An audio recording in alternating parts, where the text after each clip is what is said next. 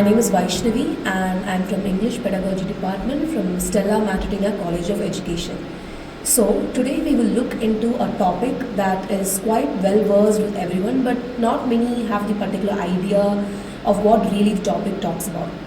So as you can see here, I am going to start my topic with a sentence. It is because the door was locked. Can you get any meaning from this sentence? No, right? And I'm going to continue the sentence like this. Because the door was locked. So imagine that you go to a movie, and while the movie ends, when all the credits start to flow, you see this particular sentence, because the door was locked, and it keeps on going, okay? So you'll be really very curious, right, to know what is really behind this, or what you're going to talk about, right? So such a sentence that starts with because, or it keeps going on, it does not really have a particular meaning attached to it, is called as a dependent clause. Okay. So before we go into what is a dependent clause, let me come to my main topic, which is what is a clause. So we are going to see about what is a clause, right? Clause is nothing but a group of words. Clause is a group of words that may or may not necessarily form a proper meaningful sentence, right? Now this particular group of words usually contains a subject and a verb. So a clause is nothing but a group of words that usually contains a subject plus verb. For example, let me take an example here, a clause. I'm taking an example like she runs. This is my sentence. So this particular sentence can make a complete meaning, right? Here, she is nothing but the subject and runs is a verb. So she runs. When you see this particular sentence, you can understand that this sentence has a meaning. She is a person, run is an action. So this is a complete sentence, a group of words which is merged together, where a subject and a verb is added to it. So whenever anybody questions you about what is a clause, you can simply say that a clause is nothing but a group of words that contains a subject plus verb. Okay. When you look into clauses, you can see that clause usually has different types. But today we're going to talk mainly about two different types of clauses, which is an independent clause and a dependent clause. Okay. So what is an independent clause and what is a dependent clause? If you try to recall, I would have told you about a dependent clause in the beginning of it. Like for example, let me tell you. An independent clause. Let us just name this independent clause as a character, perhaps as Indy, okay?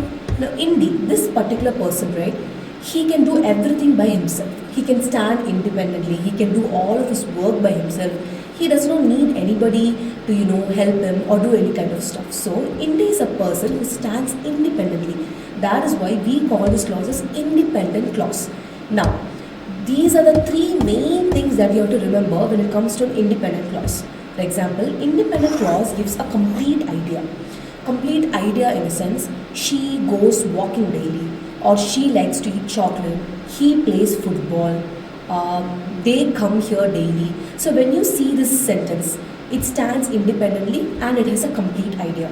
I'll be giving you further examples. The second most important point is that an independent clause can stand alone. It can stand alone. When someone says she's independent, right? She's standing alone. Now, for example, you can take this pen, right? I'm holding it, but it keeps standing. So this is called as an independent clause. The third most important thing, an independent clause contains a subject and a verb.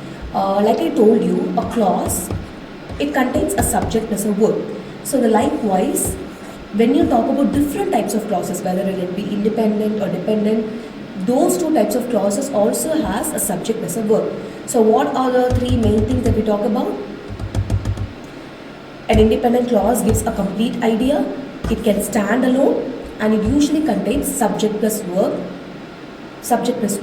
Also, forgot to add an important point. Independent clauses can end with a full stop. Okay, so independent clauses usually ends with a full stop. Now, we are going to talk about dependent clause. We talked about independent clauses. Now we're going to talk about dependent clauses. Now we'll give a likewise name. We'll call this as depi. Okay, we'll call this dependent clause. We'll give a characterization as a person called as depi. Now depi here, unlike indi, he likes depend on people. Okay, he wants to do all of the things but depending on others. He always wants to lean on someone else and do some work. So depi here, he cannot stand alone. He wants to add meaning to others' life but depending on others. So likewise, depi, which is also called as a dependent clause, also contains a subject plus verb. Okay, like I told you, clauses have independent and dependent clauses, right? Dependent clauses also have subject plus verb. Independent clauses also have subject plus verb. Here, now depi is an incomplete person. Incomplete person in the sense, depi cannot stand alone by himself. So when you see a dependent clause, usually the dependent clause does not have any meaning. Like we saw in the beginning, because the movie ended, so and so like that, right? That sentence did not have any particular meaning. Also, a most important thing in dependent clauses is that usually dependent clauses starts off by the words because, although, when, if, since, that, and so on, and it keeps going on. But these are the main words that are used while framing a dependent clause at the beginning of a sentence. Let me give you a proper example.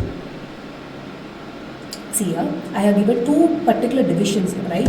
I have given one sentence here, she likes coffee, and I have given another sentence, because she likes coffee. Now, what could be the major difference between these two sentences? See, in she likes coffee, you can directly understand the meaning of what the sentence is being told, right? She likes coffee. Usually when we are trying to find out what is the difference between a dependent or an independent clause, we should always use the subject plus verb. We can just write it down and see. See, in this sentence, can you see the subject? Subject is she.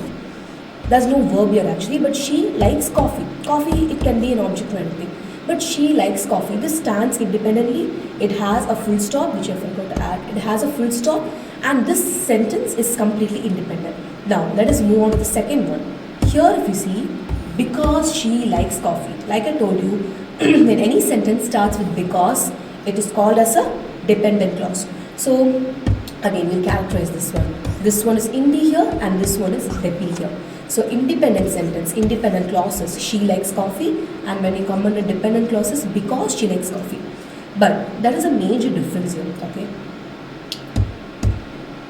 Under clauses, let it be independent or let them be dependent.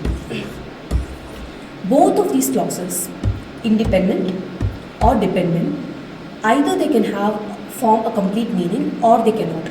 Clauses may or may not have a complete meaning. So we cannot particularly tell whether the sentence has a meaning or whether the sentence does not have a meaning, right? Now, by stating the previous example, I have framed a particular sentence here. See here carefully. Because she likes coffee, she visits cafes often. Now when you read this complete sentence, even when it starts with the word because, you can understand this complete sentence forms a whole new meaning, right? Because she likes coffee, she visits cafes often. So even though this particular sentence, still here, this is a dependent clause, the sentence which is added next to it, I have added a sentence here. This sentence which is added to it, it forms a complete meaning. So here, if you read this sentence, because she likes coffee, she visits cafes often. So this forms a complete meaning. So when you add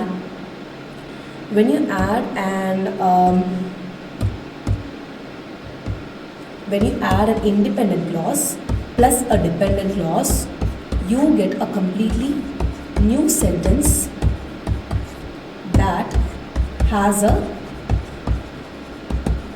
proper meaning. But this may not always be true in every cases. Even if you add an independent plus dependent clause, the sentence that you form here may or may not have complete meaning. That is how clauses are properly formed. Now, to sum it all up, independent clauses stand alone, Dependent clauses lean on them for meaning. So independent clauses usually stand alone, it has a subject plus a verb, and when it stands alone it gives a complete new meaning and it ends with a full stop.